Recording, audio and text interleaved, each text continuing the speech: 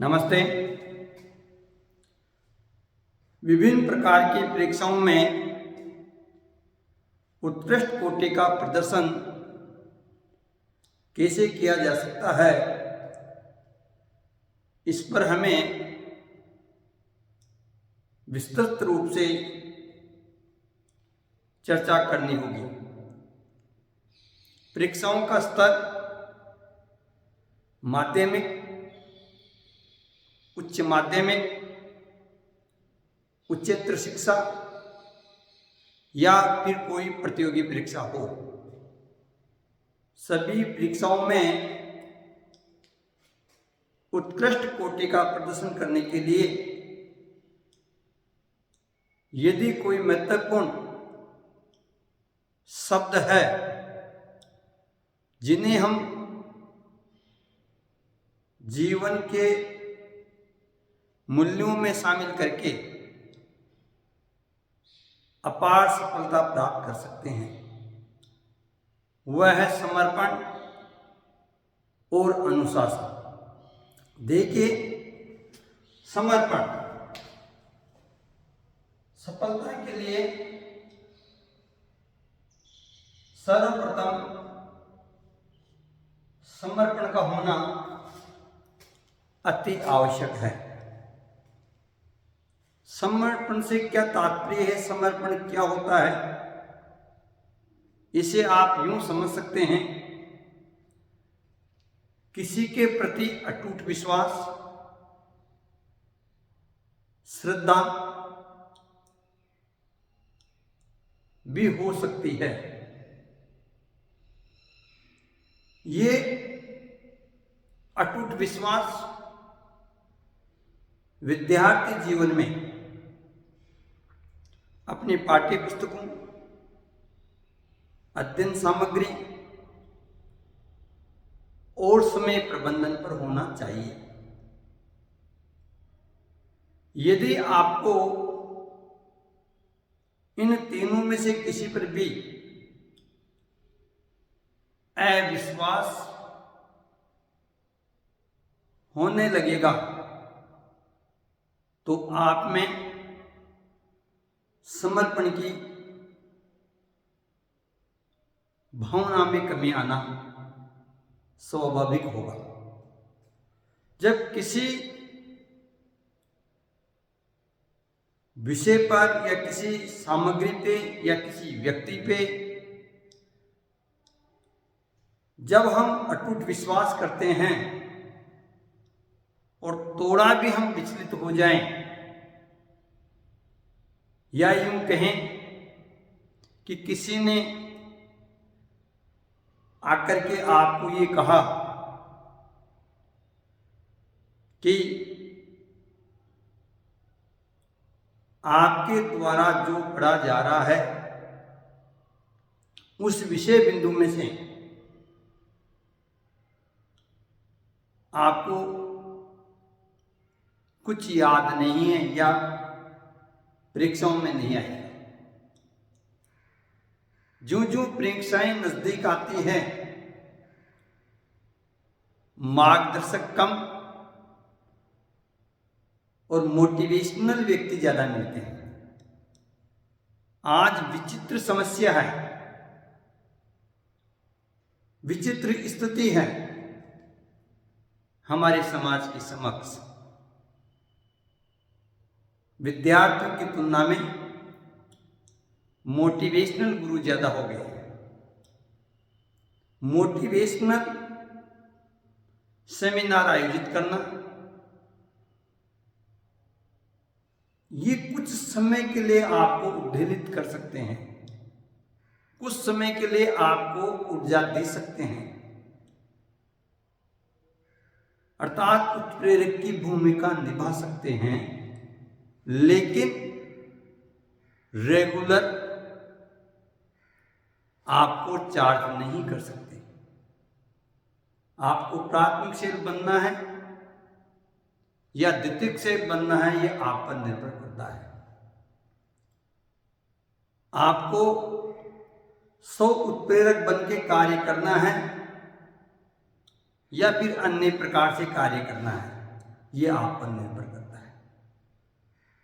वर्तमान समय में जैसे ही आपका किसी विषय वस्तु या किसी विषय बिंदु, शिक्षक, विद्यालय, माता पिता, समय पर विश्वास कम हुआ तो आप लापरवाही की ओर बढ़ जाएंगे। आपको लगेगा कि अब मैं कुछ नहीं कर सकता। इस कारण मैं आपको कहता हूं, पक्का मानिए, आपको अपने कार्य के प्रति, अपने दायित्व के प्रति, अपने पाठ्य पुस्तकों के प्रति, अपने शिक्षक के प्रति, अपने माता पिता के प्रति पूर्ण निष्ठा रखनी चाहिए, श्रद्धा रखनी चाहिए। सच्ची श्रद्धा रख करके आप अपने आप को अनवरत कर पाएंगे, संतत कर पाएंगे, कंटिन्यूस कर पाएंगे। इसलिए सफलता की पहली सीढ़ी है कि आप अपने समय प्रबंधन पर पूर्ण विश्वास रखें, न्याय करें। आप प्रकृति का नियम है कि आप जितना पढ़ेंगे, जितना कार्य करेंगे, उसके अनुसार ही परिणाम प्राप्त होंगे। यदि आपने मन और मस्तिष्क से अपने विषय बिंदु को बार बार आवृत किया है, बार बार दोहराया है, मुख्य बिंदु को बार बार लिखा है और अपना समय प्रबंधन इतना सटीक रूप से बनाया है कि आपको इतना कॉन्फिडेंस हो गया कि मेरे अगल बगल वाले व्यक्ति कुछ भी कहें, लेकिन मुझे मेरे समय प्रबंधन पर, मेरी पढ़ाई पर पूर्ण विश्वास है, अटूट विश्वास है, तो उसे हम समर्पण कहेंगे। साथ में आप ऐसा कोई कार्य नहीं करें जिससे आप अपने उद्देश्य से पीछे हो रहे हो। आजकल प्रचलन है लाइब्रेरी में जाने का। सोचिए, लाइब्रेरी वह स्थान होती है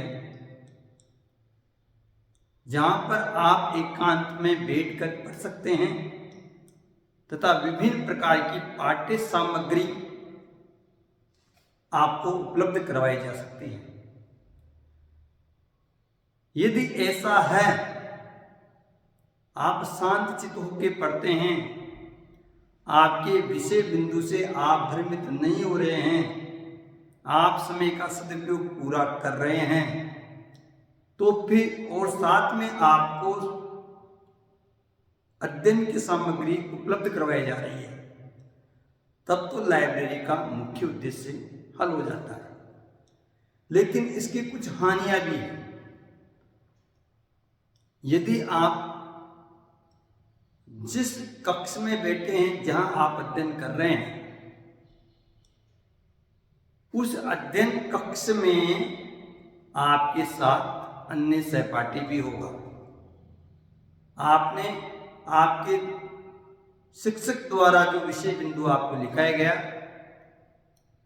और दूसरे विद्यार्थी को जो विषय बिंदु लिखाया गया, उनमें थोड़ा अंतर हो सकता है, लेकिन आप अपने शिक्षक पर, जो पुस्तक आप पढ़ रहे हैं, उस पर समर्पण रखिए, विश्वास रखिए, अटूट विश्वास रखिए और आप विचलित नहीं।